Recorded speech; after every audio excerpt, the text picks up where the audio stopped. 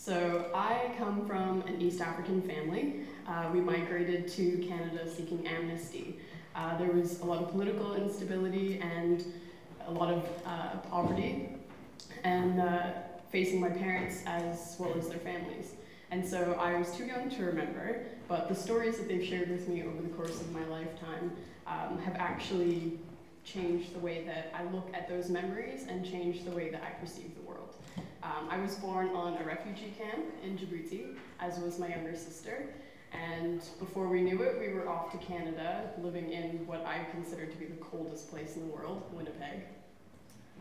And so from these experiences of forced migration, I find that I'm very deeply connected to my African diaspora, and I feel that this has actually adapted the way that I look and perceive multicultural societies especially. All of these complexities actually do form one sense of identity. So today I want to talk to you about the infamous global textiles industry and how we believe it relates to today's theme, which is a post-truth world. So, my pilgrimage. So to start, I want to say that truth is actually a very dilated term. It's very subjective. It's become very abstract through a lot of social media and internet. It's kind of hard to believe what is what.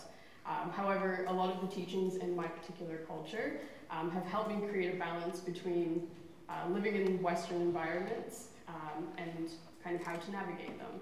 And so growing up in Toronto, I had access to the basic necessities, food, shelter, and clothing, of course. And that means that everything else that I've had outside of that is actually in abundance, and it should be considered as excess. So let's begin with the pilgrimage. So in 2011, I went to Ethiopia for the first time since my familial exodus, and this was a huge emotional experience for me.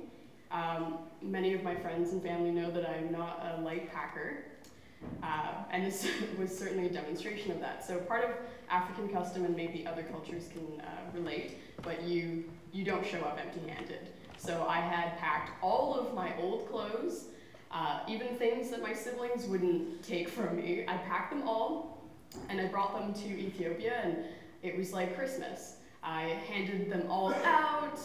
My cousins, neighbors showed up out of nowhere, and everybody was just so happy to receive. And I felt kind of bad because I thought, well, why am I not giving them new items, right? In Western culture, when you give someone a gift, you usually buy it and there's maybe even a card attached to it. So I thought, why is it acceptable to leave my hand-me-downs in a developing country? And I also realized later that this falls into some of the major misconceptions that people have about developing countries, where they think that we are just wealthy and prosperous and everybody drives a Lamborghini and we all walk in Louboutins. That's actually not the case.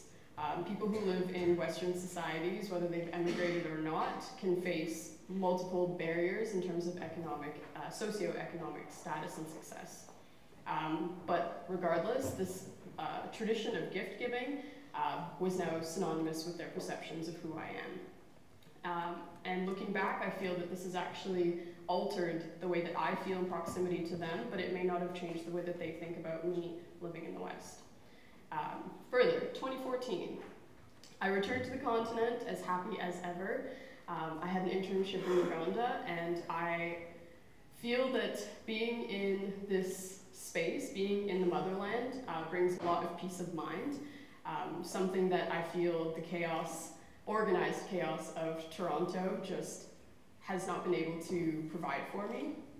I felt that being amidst rural communities, I noticed a different sense of lifestyle. People cultivated the earth, they ate organically, the true definition of organic, and putting myself in such an extreme change of settings was an eye-opening experience. I had no internet, I had to fetch water from a well, I had to wash my clothes by hand, and moments like that, I certainly missed my mom's washer and dryer. But still, I was really exposed to and confronted with how accelerated our worlds actually are. The level of convenience that we experience living in the West is insane when you think about how other people live in other very smaller scale environments. So moving on, I noticed that the flea markets in Kampala around Owino Market had mountains of old clothes, with men standing on the very top, flinging clothes at you, trying to get you to buy them, whether you were a local or a tourist. It was music playing, this bustling bazaar of an experience. And so I was intrigued, like many retail stores previous have hooked me in, and I asked how much they cost, and if you change the currency, it's actually $1 US to buy an article of clothing, which I think that's many people's aspirations of buying something really amazing and vintage and only having spent $1. I know many people will boast to their friends about that, but in a third world country, it's a really weird feeling to know that I bought something that someone else could hardly afford for a price that doesn't make sense for what it costs to actually make the product. I mean, how did it get there, right? And that made me think, oh my God, did I participate in trafficking clothing to Africa only 3 years prior? Have I participated to what was soon going to be in a landfill somewhere? Seeing people in a third world country wearing Tim Hortons hat or holding an artifact with a Starbucks logo, that doesn't make any sense to me, and it shouldn't make any sense. But that's the problem, is what you don't see about the clothing that you own and where it might end up one day. So, human beings as consumers. This has been part of my growing experience, as I encourage all of you to take over the next few years of your life, because they will be very challenging. The way that I look at culture, the way I look at business, the way I look at education, all of these things play a role. I cannot pretend that what happens in the world doesn't affect me in any way. There's really no such thing as the bubble that this screen or a laptop provides. That doesn't exist. That is ignorance. You are part of the world just as much as I am. Part of being in a multicultural environment, because I do come from two cultures, I do feel like I walk in two separate identities cohesively as one. That is I. And when I think about clothing, I think about my family. I think about how amazing the traditional wear that we have is, that they seem so timeless and they're actually so significant to our heritage. We have contact and communication with local weavers, seamstresses, people that make these clothes, and it's a very intimate and interactive experience. Whereas my experiences in the West are organized chaos in any particular shopping mall. It's really all the same, and I feel very distant from those scenarios. I feel like I'm kind of one of the many in the conveyor belt on my way to the cash register. And so I have to admit that this contemporary aesthetic norm is very capital intensive. It's highly automated. Everything is based on machines, and it's unsustainable. I think that's what I really want to drive home here, is that the way that we buy clothes right now is a very linear system, and it's unsustainable. We create to dispose, and if you intend on, experiencing, I want to say, creativity in your own identity and what you wear, you should really be more conscious of what this means and the ramifications of that. Okay, so a mentor of mine who studied marine biology said to me one day, "I cannot see the world as anything but a series of ecosystems that all link together and sustain all living things. That's how I live." And I thought to myself, that's probably the deepest thing I've ever heard. Oh my God. Because as an activist, I really do feel that my life story has brought me to a place where I feel very deeply connected to other people. I don't have to know you to smile at you. I've got good teeth. I like to smile. It's nice, And I think the sense of humanity and the sense of community that I've grown up in is part of who I am and who I express myself to be in everyday living. And I find that many people in this very roboticized world that we live in forget their sense of humanity at home. So I think about karma, I think about actions have reactions and consequences, and that's for everything and everyone. It's not just me, it's actually all of you too. And why do you think that matters? Well, climate change. The the loop doesn't close, and that's actually part of the problem. We create, let me show you, we create to dispose. So where we've started has now left us in a very difficult position when it comes to climate change and the environment. Ecosystems, I heard you recently learned about this, so I won't elaborate further, but we are part of an ecosystem. And furthermore, I think what's more important is the human ecosystem that we live in. We are organisms that live closely and share natural resources all the time to survive, to get around. And I think more importantly, we have to think about how those resources, or lack thereof, can impact other people. In a perfect world, and what I hope we will achieve one day, is that we would close this loop. And your homework, actually, from me today is to inquire further about circular economy. So, circular economy, I think, is a booming industry, and more people should be involved. What they do, actually, is, and a quick synopsis, is they want to remake clothes. They want to make things biodegradable. They want to do the whole recycle, reduce, reuse. They don't want to throw anything out in the trash. And the best part is that they really do try to incorporate technology and 3D printing. So if anyone is interested in green chemistry, if anyone is interested in fashion and wants to make a difference, it's not just about turning off the lights when you leave a room anymore, or using a better light bulb. You actually do have to think about long-term goals and how you'll make the world more sustainable. So this is an example of a human ecosystem. This is all the factors of our everyday life and how they fit very pretty into shaping the kind of people that we become. Our experiences with every single element here make our everyday society. And whether you notice it or not, it's part of who you are. And it's part of the way that you think, the way that you treat other people. So I encourage you to explore these avenues more, open the dialogue, and get familiar with your human ecosystems. Sorry, we've been lied to, and I'm going to complicate this a little bit for you. So if you take a look at this, the kind of interactions that we have, how we impact, these networks and these systems around us affect us. If we hear about all the terrible things on the news that go on in the world, why are we so complacent? Why do we sit there with such blank faces, playing apps on our phones, wanting to talk about things that are superficial? Why don't we get up and act?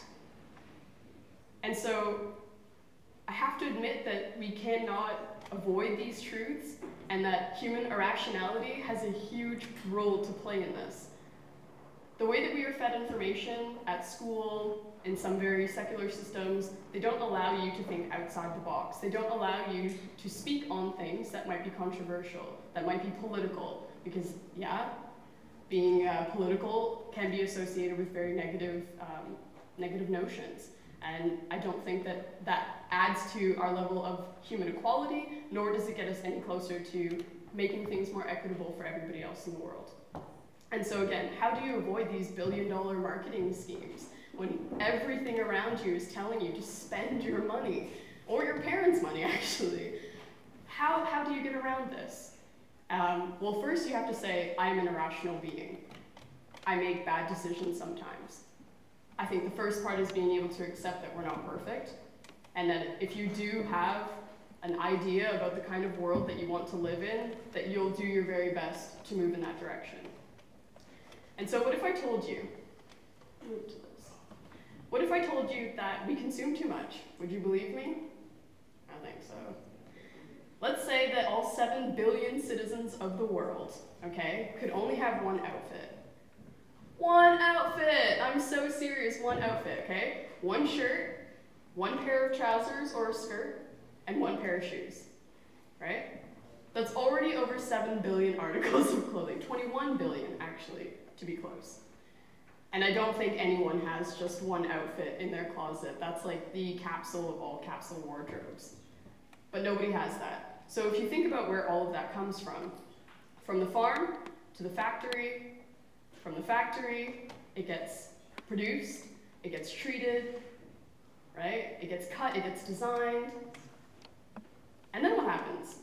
It doesn't just stop there, right? They have to be shipped.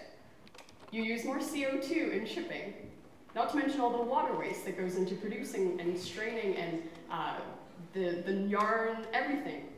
Everything costs energy. So think about your ecosystem.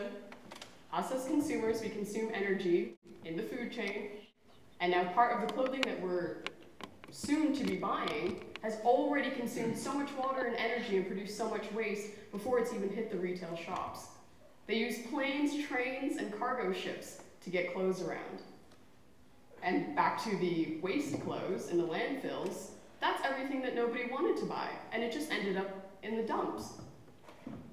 Right? So there's a long chain of really poor environmental disaster, and it's gone completely under the radar. You want to tell me about post-truth world? Well, that's the truth. All the clothing that we make, one t-shirt takes gallons of water, right? You want to take quick showers because you think you're saving water, and then you put on a shirt. Seems kind of hypocritical, right? Contradictory a little bit.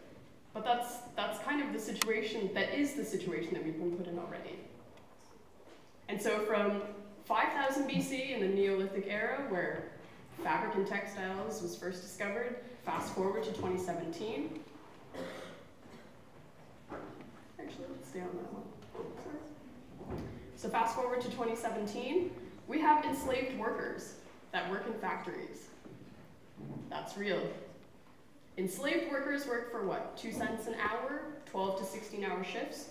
In the Philippines, actually, they charge 88 cents an hour, which apparently seems like a really big raise. I don't think that's fair.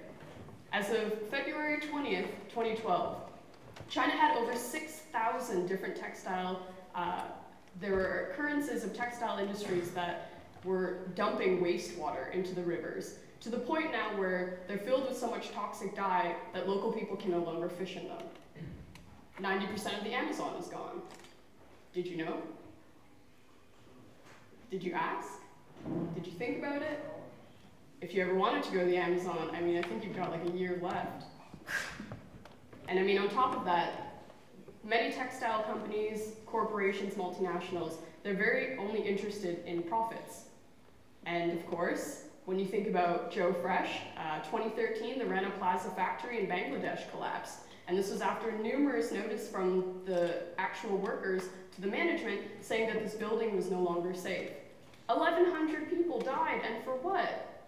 So that I could put on a Joe Fresh jacket? Is that really how we equate human life now? Right? I mean, it sounds really horrible, but that's because that's what it is. It's really horrible that people's lives are being put at stake for the sake of fashion. It does not make sense to me. I don't want that kind of an ecosystem. So my greatest concern then is the lack of empathy, the lack of understanding. Why is nobody outraged when we see all this stuff on TV? Is it just too much? Are we too sensitive? Do we not know enough? Do we not care enough? The amount of environmental issues that are coming from the global industry, the textiles industry, the clothing that you wear that's being treated with chemicals. If anybody has eczema, it's a pain in the butt. It's a pain to feel like what I'm wearing is actually making me ill. And I wanted to wear a paper bag today just to show that biodegradable clothing might be possible one day, but I thought it might make too much noise. But that's kind of the direction that we should be thinking in now. And again, I emphasize this. What is a post-world truth? Post-truth world? Does it exist? Is the textiles industry making us complicit to this world of illusions? I want to think about Oscar Wilde's quote when he says, "The truth is rarely pure and never simple." And it's true. I think a lot of what I've said today, it's not easy to digest. But take your time. That's why I've given you homework. And so here's why I don't think that we're in a post-truth world. I do not believe that we're actually living in this type of world, especially when corporate cannibals, and I call them corporate cannibals, want us to believe that we're being lied to, right? They want us to think that all the different angles of truth that are coming at us, suddenly it's making truth the rarity, the gem we can no longer find. And I do feel like this strongly only pushes a very heavy patriarchal corporate agenda. And it comes from things like Google and Facebook, the cookies on your browser that monitor everything that you are buying, things that you're looking at, and suddenly they show up in your Gmail account as advertisements. Suddenly everywhere you go on your apps, everything that you were thinking about that you may or may not have wanted is suddenly now wanting you, and it's finding you. And I can't help but think this is like 1984, the George Orwell novel. If that doesn't freak you out a little bit, then again, different ecosystems, right? I have to think that the textiles industry, where is it from? What is it involved with? Anybody know? It has to do with the chemicals industry. The same people that make Big Pharma also produce the chemicals that they treat our clothing with. Blood diamonds, that's also related. Agriculture, where do all the dead cow skin go to make leather? Interiors for vehicles. So the next time you cozy up to a leather interior on a vehicle, remember to thank that cow. It's not nice. Textiles have woven themselves so deeply into our lives. It's our drapes, it's the duvets filled with feathers. It's menswear, children's wear, bridal, maternity. This is almost $100 billion just from our pockets, right? And this is where I want to tell you that we can mobilize. All hope is not gone, in fact. We're all still alive and hopefully still very healthy. So there's still a lot that you can do. And to be honest, it's really difficult to get yourself out of these kind of psychological habits, right? So where would I start? Like I said, sustainable and ethical fashion, right? Fair trade. I promote these on the basis of their ethics. Their ethics align with my ethics. Their ethics support the greater good. You do need to make money to help people. You do need to make money in order to provide jobs. But I don't feel like it has to come at the cost of the environment anymore, right? If anybody had any intention of retiring, if anyone had any intention of, visiting any other nice places in this world, you really do have to do your part.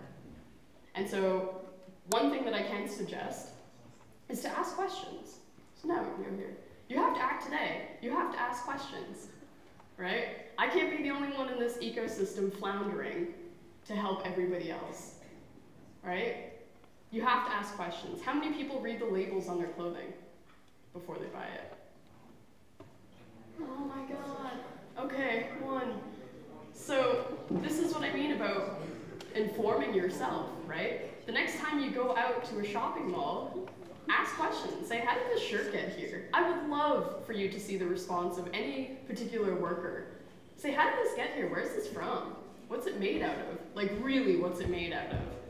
And if the people who work there can't answer your questions, I wouldn't spend your money there, right?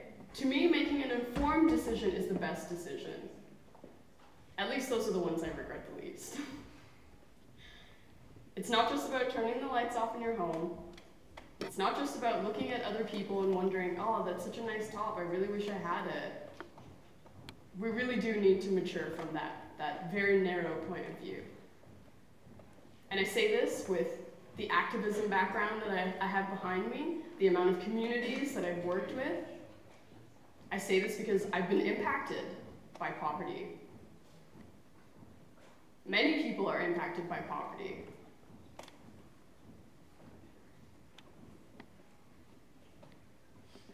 I want you to understand, I'm not here to judge anyone that's not aware of ethical clothing or the textiles industry. I'm disappointed that 1,100 plus people had to die in a factory and that they weren't given the same opportunities that I have. That's the truth of my ecosystem and yours. And I think everything that you do from this moment forward should demonstrate the kind of ecosystem that you live in or that you want to live in. I think we should be more conscious. Just because it says fair trade, inquire further. Because my understanding of fair trade labels is that they only need to meet the very minimum standard of impact on the environment. And they do have to pay a very heavy membership to the Fair Trade Club. So even fair trade does need work, right? And I think a lot of what we're experiencing now, all this convoluted mess of the internet and all the ads and stuff that we're bombarded with every day, I really do hope that you can find a sense of peace and well-being in the decisions that you make every day. Because our ecosystems affect not just you, but they affect me. They affect people who you might never meet and never see. So again, buy vintage, go thrift shopping, make your own clothes. That's like a dying art form, it seems sometimes. But repair those jeans, participate in clothing swaps, make it fun. Do it with your friends, your family, and your community. Unleash your inner paper bag princess. Because hand in hand, I feel we really do owe it to the future generations to better manage climate change, and so that we can ensure we still have another 100 years to live on this planet. Thank you very much.